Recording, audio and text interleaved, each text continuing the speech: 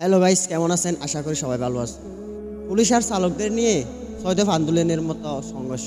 হঠাৎ করে ব্যাটারি চালিত অটোরিকশা যখন তুলে ফেলা হচ্ছিল, তখন চালকদের অভিযোগ, হঠাৎ করে কেন আমাদের অটোরিকশা তুলে দেওয়া হবে? যে এই অটোরিকশা চালিয়ে আমরা রোজগার করে খাই, সেই রোজগারের পর যদি আমাদেরকে বন্ধ করে দেওয়া হয়, তাহলে আমরা তো না খেতে পেয়ে মরবো। আর তারা এটাও বলতে চাচ্ছে যে আমাদের যদি কোনো একটা কর্ম দেওয়া হয় বা কোনো একটা চাকরি বাকরি সরকার আমাদেরকে দেয়, তাহলে আমাদের কোনো অভিযোগ থাকবে না। যদি আমাদের এই রিক্সাটুকু তুলে ফেলা হয়, তাহলে আমরা তো না খেতে পেয়ে মরবো। তারা বলে হঠাৎ করে কেন আমাদের অটো রিক্সা তুলে দেওয়া হবে, আমাদেরকে কোনো প্রকার ওয়ার্নিং ছাড়াই কেন তুলে ফেলবে? এই বলে তারা পুলিশের সাথে সংঘর্ষে জড়িয়ে পড়ে। চলুন আমরা বিস্তারিত মূল ফুটেজ দেখে আসি। চালিত রিক্সা বন্ধের সিদ্ধান্তের প্রতিবাদে ক্ষুব্ধ তারা। এক পর্যায়ে রাস্তায় অবস্থান নিয়ে যান চলাচল বন্ধ করে দেওয়া হয়। এখানে হলো ব্যাটারির ৩১,০০০ টাকা, ৯৫,০০০ টাকা, ৫,০০০ টাকা গাড়ি ভাড়া, ১,০০,০০০ টাকা দিয়ে আমি গাড়ি কিনছি। আমার কিস্তি হলো ৯০,০০০ টাকা।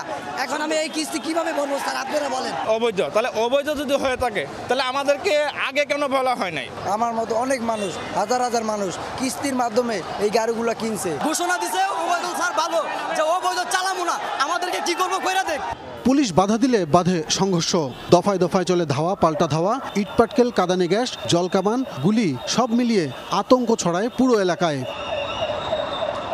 দুপুরের দিকে ঘটনাস্থলে আসেন ঢাকা ১৬ আসনের সংসদ সদস্য।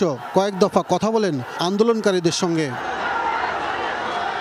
আমি যা বলবো সেটাই শুনবে। তারা কোনো মারামারি চায় না, দরাদরি চায় না, তাদের শান্তি চায়, তাদের সংসার চালানোরই চায়। আমি তাদের সাথে কথা বলবো, যেটা ভালো সেটা আমি করবো।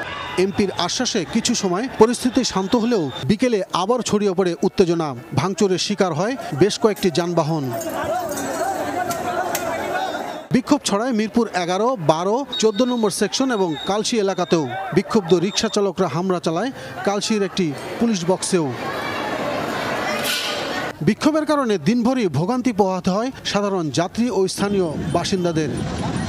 তো ভিউয়ার্স, ভালো থাকবেন, সুস্থ থাকবেন। ভিডিওটি যদি ভালো লেগে থাকে অবশ্যই আমার চ্যানেলটি সাবস্ক্রাইব করে পাশে থাকা বেল আইকনটি বাজিয়ে দিন পরবর্তী ভিডিওর নোটিফিকেশন পাওয়ার জন্য।